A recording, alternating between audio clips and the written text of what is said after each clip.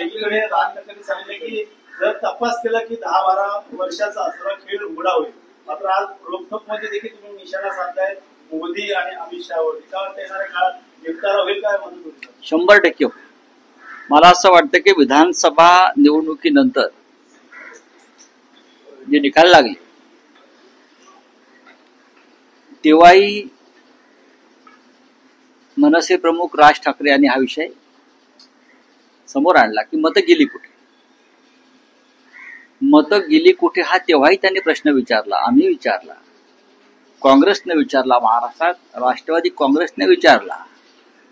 इतकंच काय, संविधानाचे निर्माते डॉक्टर बाबासाहेब आंबेडकर त्यांचे नातू ॲडव्होकेट प्रकाश आंबेडकर यांनी सुद्धा हा प्रश्न विचारला. ते कोर्टात गेले. जेव्हा एखाद्या राज्यातले सर्व पक्ष एकत्र येऊन हा प्रश्न विचारतात तेव्हा त्या प्रश्नाचं गांभीर्य समजून घेतलं पाहिजे.